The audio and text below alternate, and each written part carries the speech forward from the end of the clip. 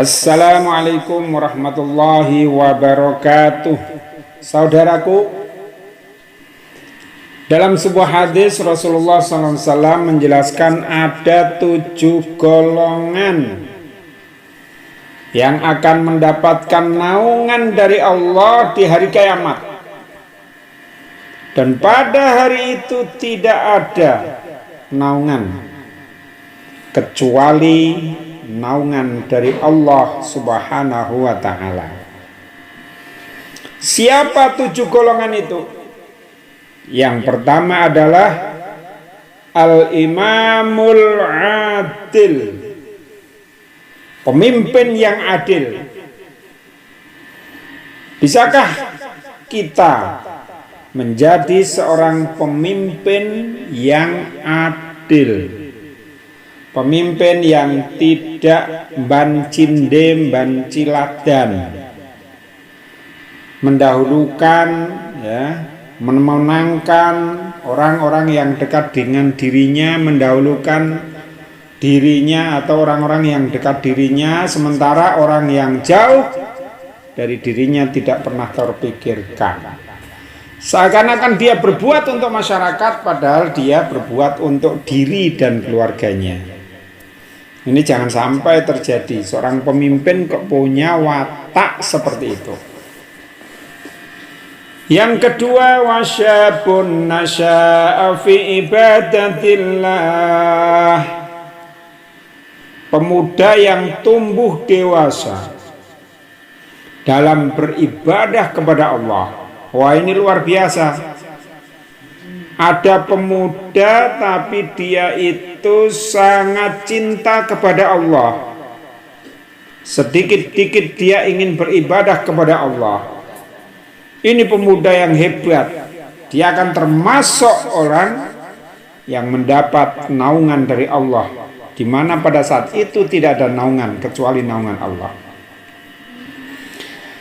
Yang ketiga, warajulun qalbuhu mu'allakun bil masajid. Beruntunglah kita, bapak-bapak, ibu-ibu, para remaja, pemuda yang ikut ngurusi masjid. Paling tidak orang-orang seperti ini adalah mu'allakun bil masajid.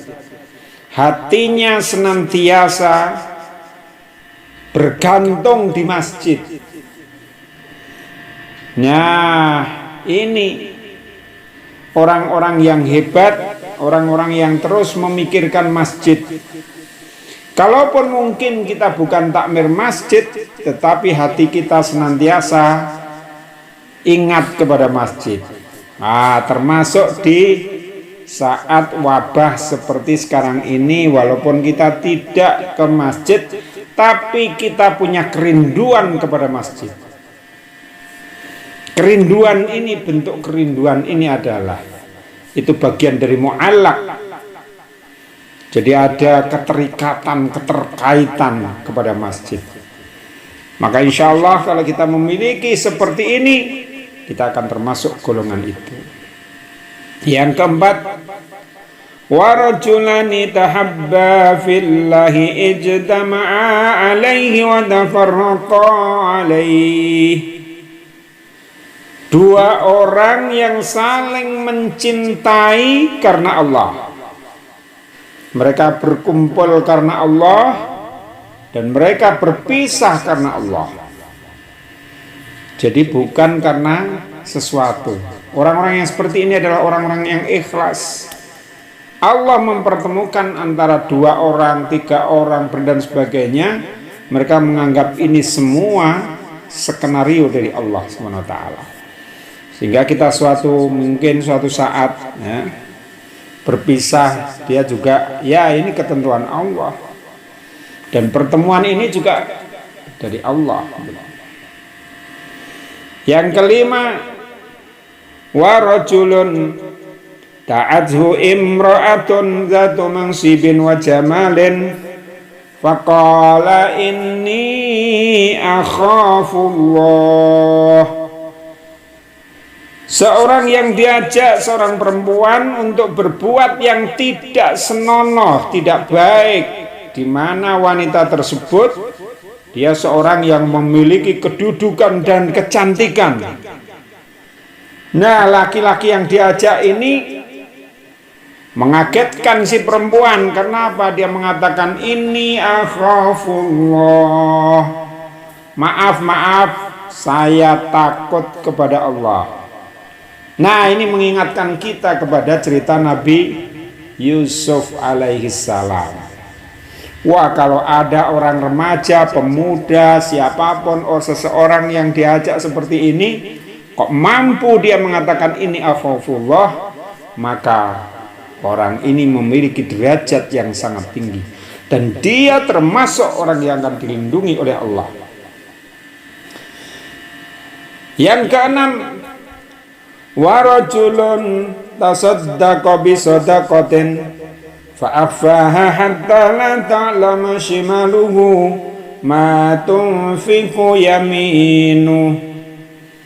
Seorang yang bersedekah dan dia sembunyikan, sehingga dalam sedekahnya seakan-akan tangan kirinya itu tidak mengetahui apa yang diinfakkan oleh tangan kanannya. Hebat tidak seperti itu? Jadi orang ini sedemikian ikhlasnya,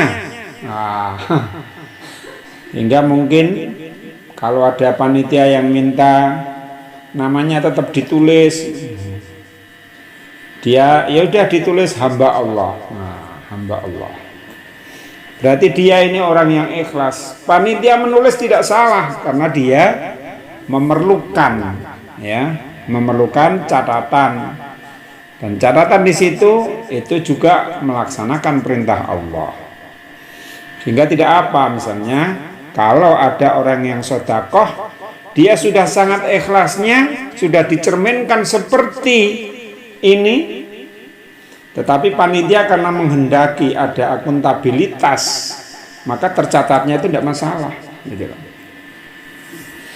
Itu tidak mengurangi keikhlasan orang yang berinfak. Dan ini orang juga akan mendapatkan lindungan dari Allah.